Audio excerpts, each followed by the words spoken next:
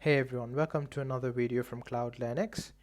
Today I'm going to talk to you about the importance of creating your own questions and worksheets from scratch. Now, if you are a tutor who uses exam questions or questions straight out of worksheets that are available online, which is what I used to do for quite some time, then I highly recommend that you start creating your own questions. And this is because when I used to use stock questions for my assessment sessions, what I used to see is quite often halfway through the session, the student is disengaged, not as willing to explain their thought process or articulate. Uh, they really aren't as keen as they started off. So that really puts the tutor in a really bad place, because if the student isn't able to solve a problem, then you're not quite sure whether it's because of a lack of conceptual understanding or whether that was just disengagement.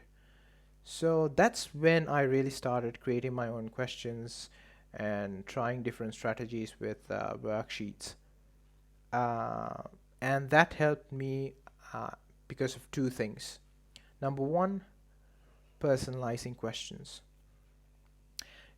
Just a simple change in the context of the question helped me create some excitement in the student to solve that particular problem. And that helped me see some really good progress in the engagement levels throughout sessions.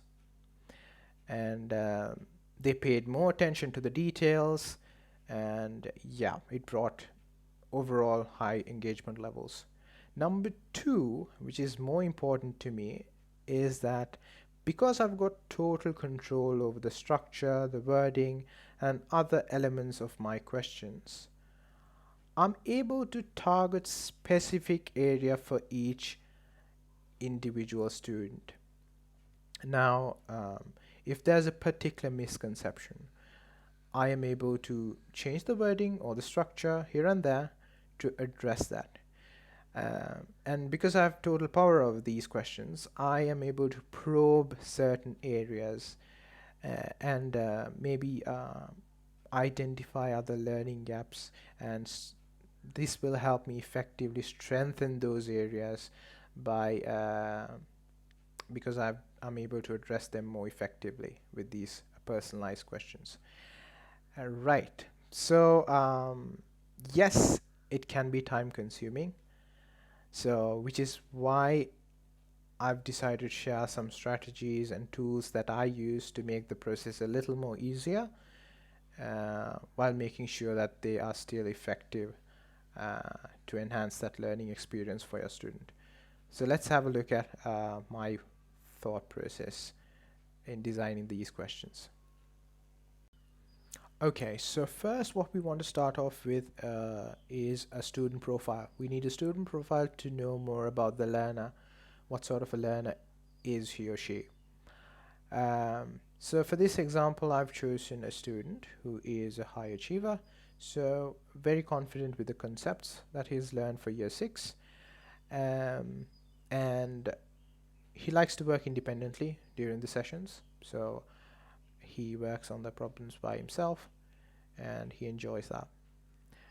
And also he needs very little motivation from me to engage in the session. He's very interactive during the sessions, asks questions, and so very engaged in the session um, in terms of trying out problems. Next, things we want to improve on though is trying to get the student to develop a growth mindset instead of a fixed mindset. So for right now, he isn't that open to adopting new methods. Um, he likes to stick to his comfort zone. Um, and apart from that, um, we want to try and help him take on those challenging problems, and he seems to give up on those challenging problems, but we wanted to try and get him to push further and understand that these challenging problems help develop that knowledge and those skills. um, and yeah, also we want he's got quite an average metacognition level, so we need to improve on things like how he plans when approaching a problem, and getting to think out loud and reflecting on what he has done, and reasoning out the strategies he used and what works best and things like that.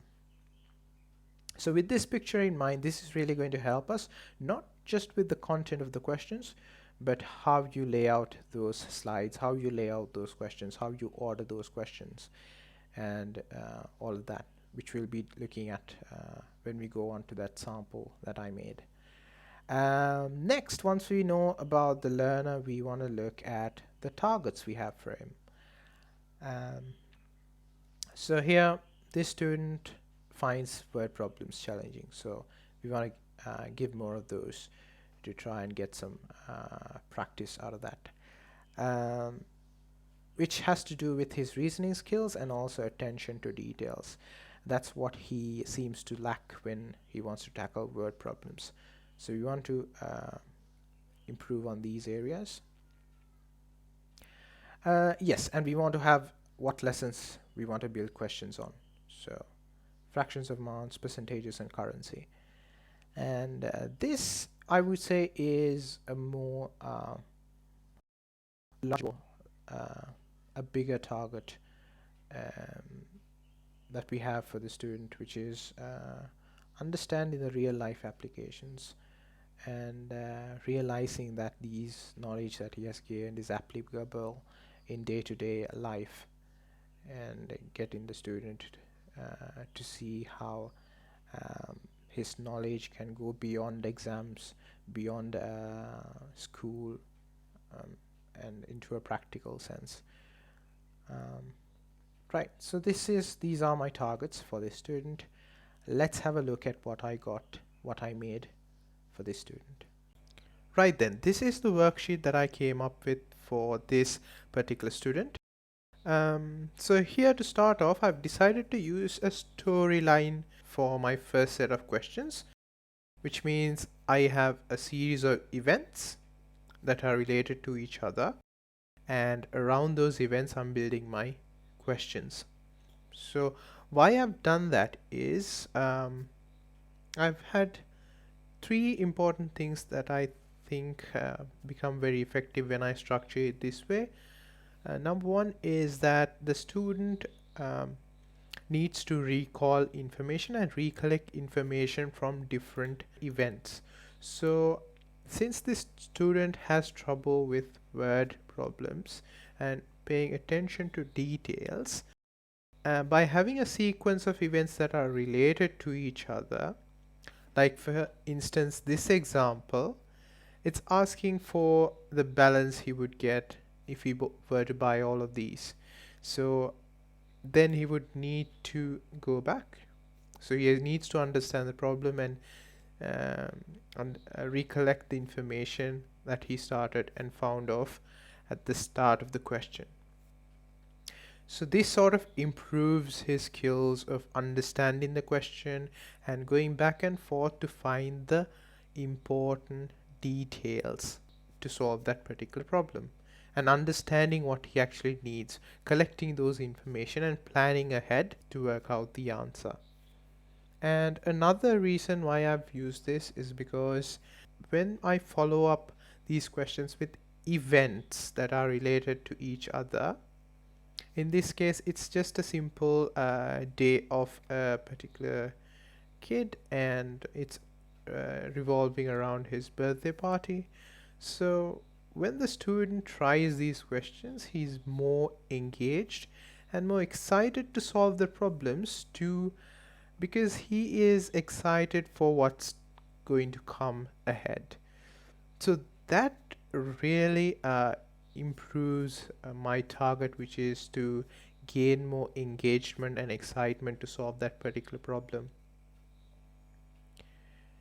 And finally, my third intention for having these sequence sort of questions is to bring out those real life aspects. Um, connecting math to those real life applications, which was one of our targets. So just having a simple day of a kid and getting events around those events, which probably the student also has experience on, really helps combine real life applications and the math and give the student that experience as well. Right, and next, so I've also added in some questions that are more challenging, that have a lot of data and more depth to them. Uh, Considering that the student is already confident with the concepts, one of my goals is to try and challenge the pupil and try to extend that learning a little more with this student. So yeah, so I started off with standard questions for his year group, year 6. Here we have addition of currencies, and here I want to point out that when we pick questions out of worksheets, and sometimes we switch those numbers and then come up with the question, we have to be really careful there when we do that, because if we do that without understanding the purpose that these questions serve, we might lose the impact of that question. So, for instance, over here, now it's not just about column addition that we're assessing here in the student. We're also assessing, by having this 70 pence over here, we're trying to assess how he's able to write currency as decimal, and then his knowledge on aligning those digits when using column addition. So if we were to switch that to just a, another currency, another number which has pounds, then it defeats the purpose. So we have to be really careful when designing these questions, especially if you are trying to change a question off of a worksheet or exam paper just by swapping the numbers around. We need to be careful that we do not defeat the purpose, which is why I like to create my own questions. Having an idea on what my target is, what I want to assess with the question, and what areas I'm going to probe for the student. Right, with that said, we have some basic questions to start off, and then amongst that I'm putting this challenging question with a lot of details uh, and 2 parts there. And this is an opportunity that I'm using because right now at this point the student is really engaged. I would say probably at the peak of his concentration levels and engagement levels are high, so I'm going to take this opportunity to try and get the most out of it. The student is now going to be open to new concepts, is going to absorb those concepts more effectively because he's really focused at this point of my session. So I'm going to make full use of it and going to challenge the pupil, and so he's more keen on explaining it.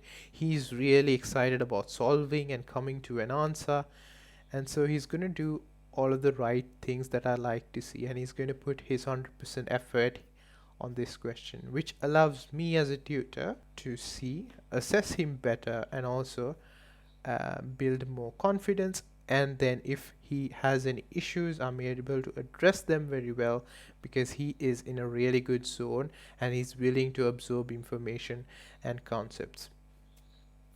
So we can be mindful of those as well, to plug in questions, challenging questions, in appropriate places of our session.